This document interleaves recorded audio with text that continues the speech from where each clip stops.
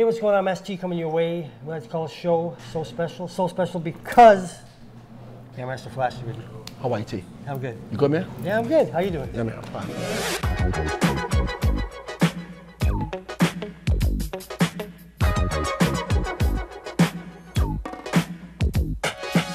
It's like a jungle sometimes. It makes me wonder how I keep from going under.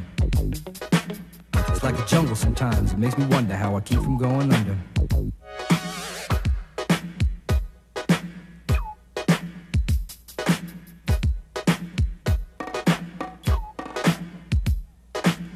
Broken glass everywhere. People pissing on the stage, you know they just don't care. I can't take the smell, can't take the noise. Got no money to move out, I guess I got no choice. Rats in the front room, roaches in the back. Junkies in the alley with the baseball bat. I tried to get away, but I couldn't get far. Cause a man with a tow truck repossessed my car. Don't push me, cause I'm close to the edge. I'm trying not to lose my head.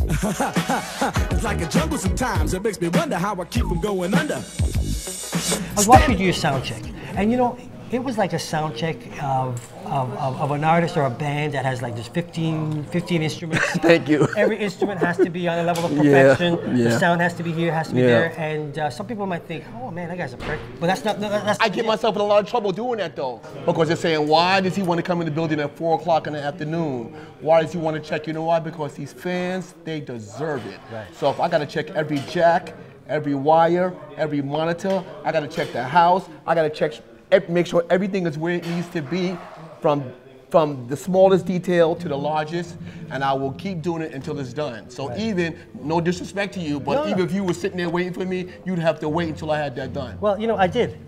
Okay. No disrespect. I'm still here. Okay, you understand, and thank you so much. I fully understand and appreciate People make that. me who I am, man, because if it wasn't for them, man, then there is no Grandmaster. My father, West Indian, from West Indian background.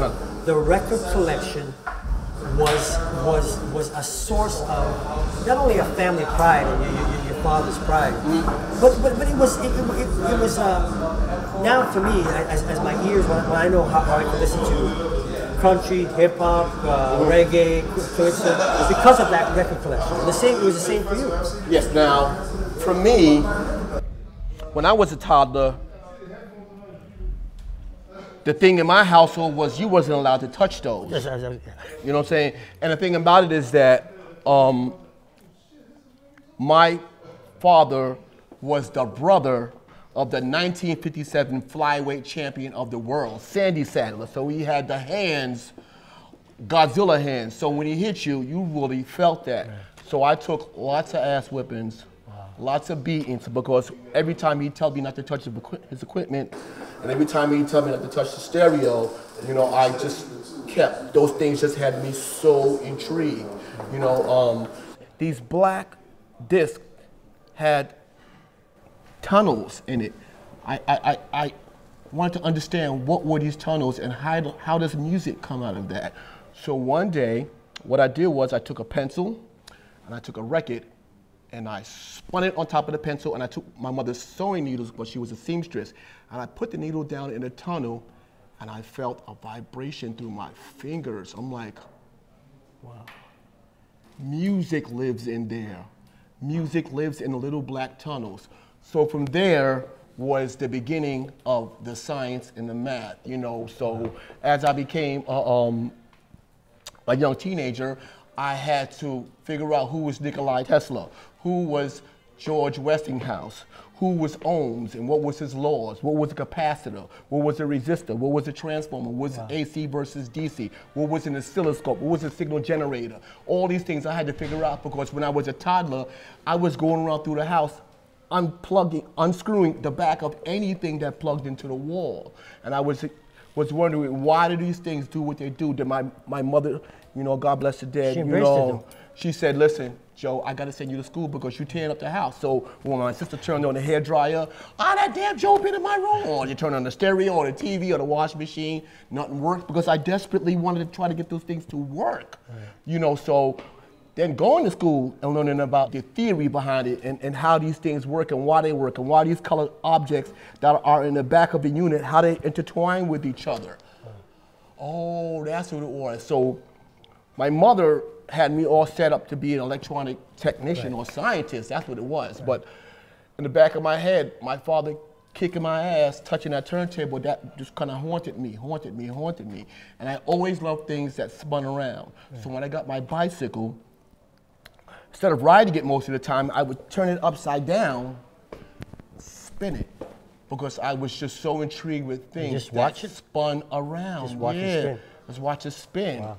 You know, it was just, you know, and I guess my fascination from there with my father having so much pride by kicking my butt, you know, of the records, I learned the value of vinyl. Then when I started listening to DJs and seeing things, I was like, okay, this is cool. But the way everybody was playing, I was unhappy. And I don't know why. I didn't get any inspiration from them. I just wasn't happy. But what I did notice, if you played a song and when the drummer had a solo, even if it was 10 seconds, the crowd would get the most excited. So I'm saying to myself, what the hell? Why is this record made this way where the full band plays for most of the song and the drummer plays for 10 seconds? That really kind of pissed me off. Right. So there was my teenage years. Adventures of the Great Master.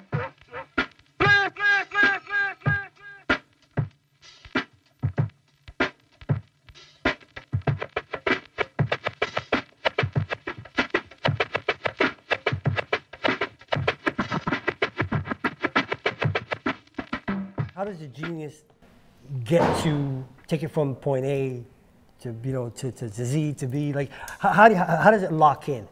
It locks in because of my frustration. Seeing DJs play, hearing them play, and I'm saying, why is it that people are playing that way?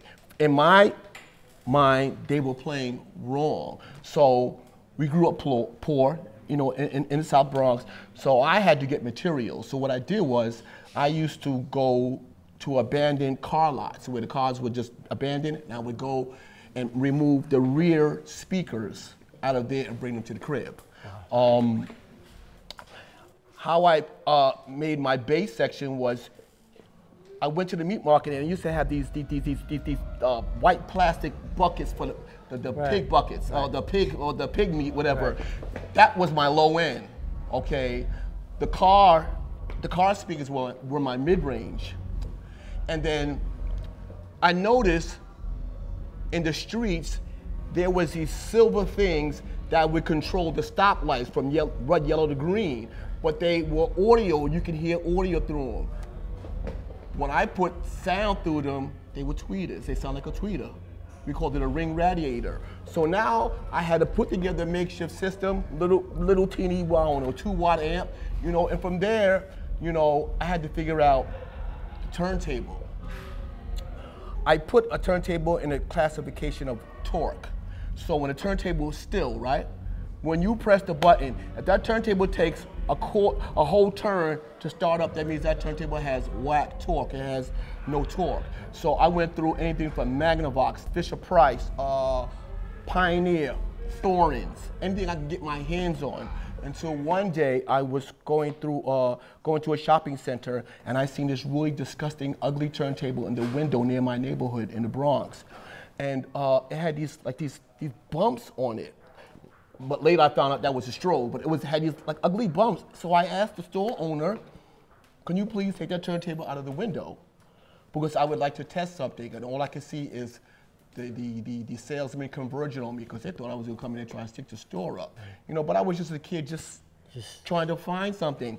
And when I plugged the turntable in and I pressed start on it, it started up in the 1/8 of a turn. And then when I put my finger on it, it had fight.